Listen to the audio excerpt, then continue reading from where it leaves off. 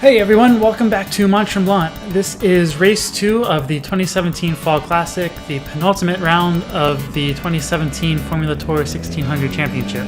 And yes, I said race 2 as we have yet again missed a race. A wheel bearing in the left rear came loose in qualifying. We didn't have enough time between qualifying and race 1 to figure out the problem and then fix it. So we missed that race, but we eventually got it sorted out. And here we are getting ready to take the start for race 2.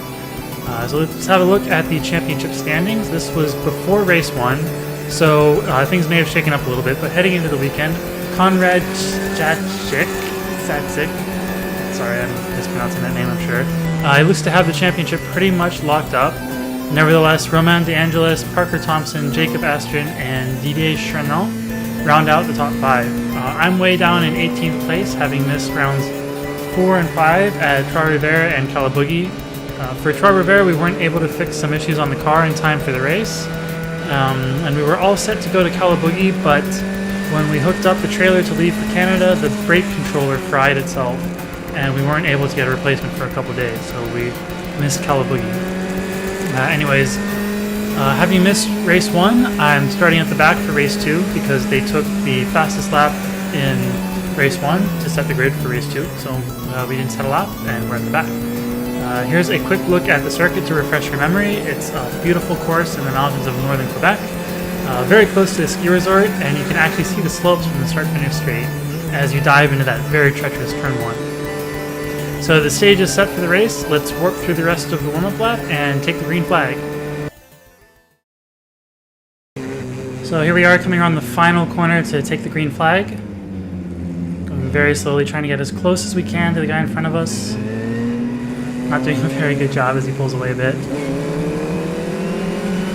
Immediately trying to get past these slow guys that I know I'm much faster than.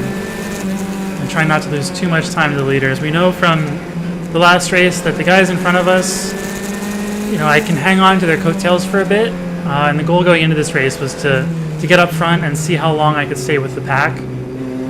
As we go around one of the Maison cars. These two cars ahead of me, I know that I can get around them pretty easily. It's just a matter of finding a place and the time to do it quickly and safely. But every time every corner I'm stuck behind them, the leaders pull away a little bit more.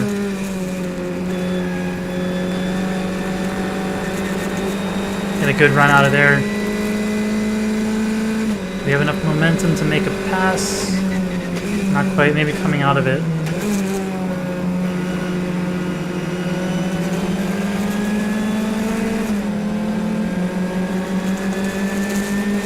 Sucking up into the draft, into the next car's draft. That'll help me pull my car in front of the other red and white car. And I'm sort of boxed in a little bit there, but still able to get past, I think that's Serge Lacroix, not quite able to get past him on the brakes. And again, every corner I'm stuck fighting with these guys, the lead pack inches away.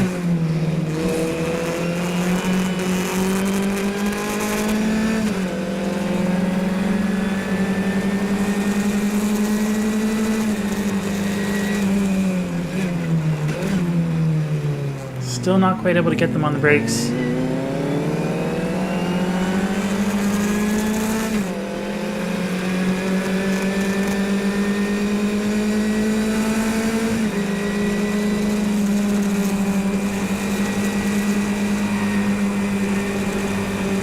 Definitely going to think twice about trying to pass into turn 1. It's not really a place that you want to go side by side.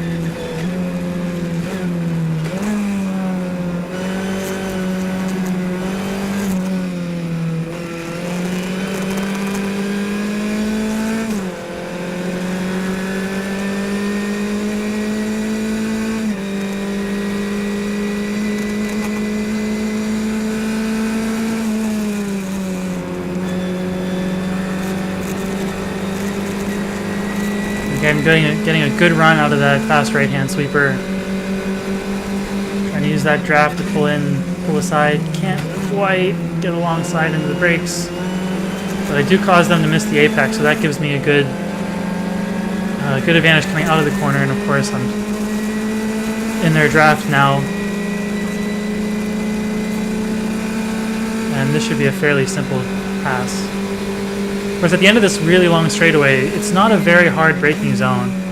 So, unless you have a lot of momentum to get around them like I just did, there's a little bit of a doubt if you can take them under brakes because you're not really using that much brake in that fast right-hander.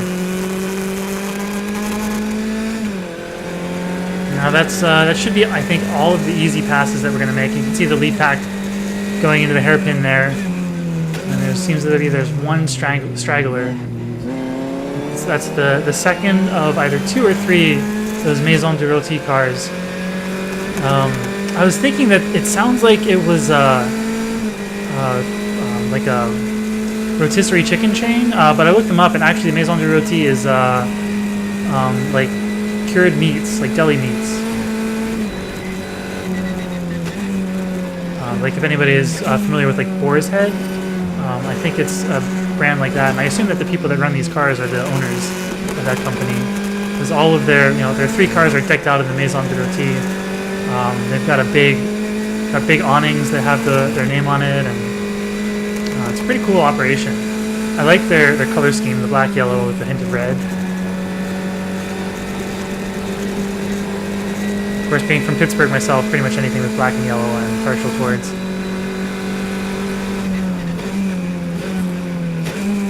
It looks like we're gaining on him a little bit. I'm just trying to drive smooth, hit my marks, not do anything stupid, and just try to get close enough to get into his draft, and then I'll really start gaining ground on him.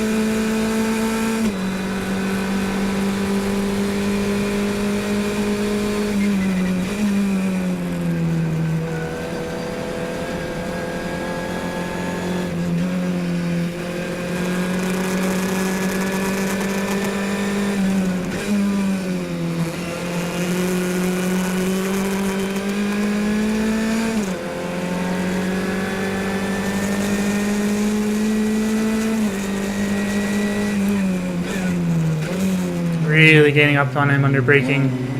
See if we can hold that coming out. The accordion effect gives him a little bit of an advantage there, but we still are definitely gaining on him by quite a bit. We should be in his draft this lap going down the back straightaway.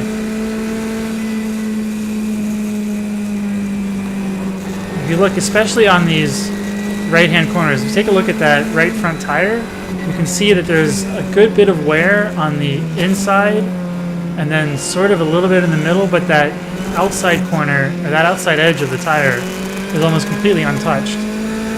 And one of the things that we're going to have to do next year is get all the equipment, get a setup pad, get all the alignment bars and everything that we really need to get the alignment right, to get the camber right, start looking at spring rates and damper rates and things like that to really make this car fast, because that's I think my driving can leave a little bit to be improved as we really catch up to this Maison car.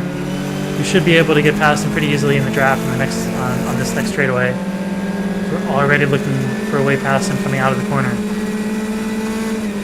But yeah, for next year, it seems like we're in a little bit of a no man's land. So we're faster than a lot of the guys in this championship, but there's that lead pack there where they're all strung together, and that's really where I want to be.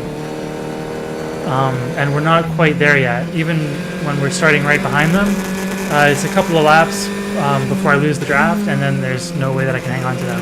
And I think my driving can improve a good bit, but also we don't really have a setup on this car. We don't have the equipment to make sure the alignment is right, to adjust the camber, and so we're losing a lot of performance just in the optimization of the setup. The balance itself is actually pretty good. After a couple laps, it starts tending towards a light understeer, especially on corner exits. But aside from that, it's not really too bad. The only thing is that we're not really using all of the tire. We're not really sure. I think the ride height is pretty good, at least in the front, but not really, it's not optimized, I guess is what I'm saying. So there's a pretty good chunk of performance to be made just in getting the basics, like a basic baseline setup, and getting those things right. And of course, racing cars, 95% of being competitive in racing is just getting the basics right and getting them consistently right. And so I think this year it was really just about getting on track, getting things running, getting my confidence back in driving a race car on the track. And next year, I'm really going to have to start looking at the finer details of the car setup, of my performance, of things like that, so that we can get up into that lead pack and maybe be competitive in other championships that we might race next year.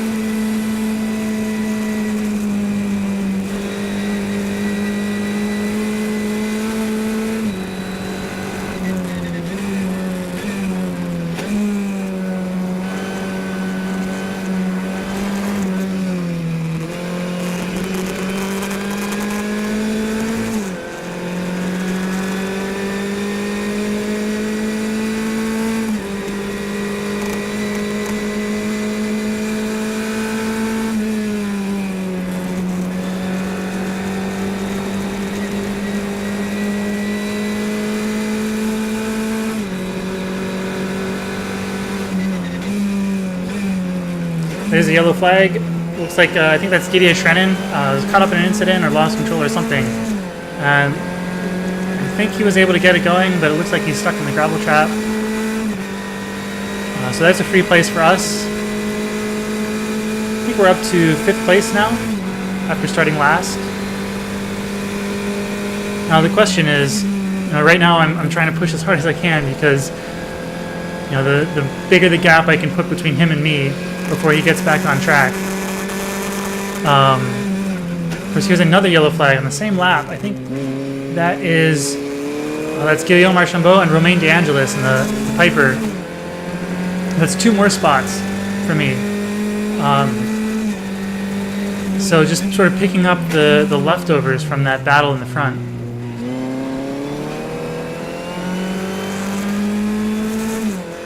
Not sure exactly what place we're in, but now I remember going past Guillaume, and I could see that one of his suspension pieces was clearly damaged, so he's going to be out of the race. But now the question is, are Romain De Angelis and Didier Schrennen, are they able to get back underway quick enough that they can get past me in time by the end of the race? So right now I'm trying to push as hard as I can to maximize the gap while they're down.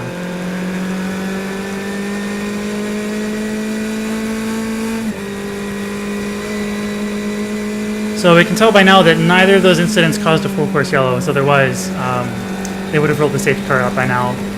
And there's the lead pack is just barely in sight coming around that corner, and the guys behind me are way behind me. So we're going to cut out the next couple laps, and we're going to rejoin on the final lap, and then we'll show you that and talk about the results. So here we are coming across start finish for the final lap of race 2 of the 2017 Fall Classic. I can see, I think it was Didier off in my mirrors, or it was Romain, one of the two that got mixed up in those incidents.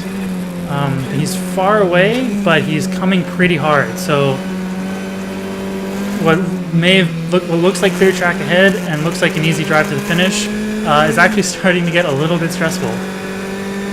You can see me glancing in my mirrors quite often, just trying to gauge how quickly he's coming up on me. If I have to push and start taking risks to keep that cushion as consistent as possible, or if I can sort of maybe ease up just a little bit to ensure that I get to the end of the race.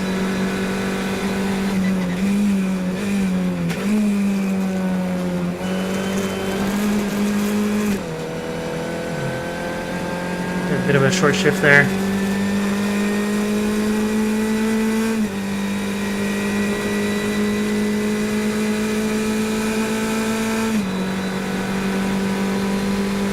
So me glancing in my mirrors, trying to gauge again how much he gained. I think by this point I know that he's not quite far enough back to mount any kind of attack, and there's only about a third of a lap left.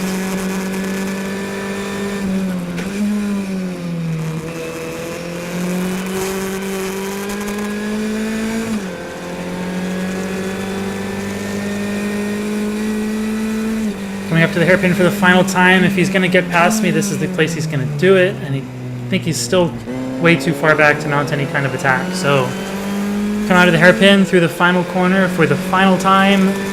There's the checker flag right there, and we cross the stripe. Fourth place finish is where we came.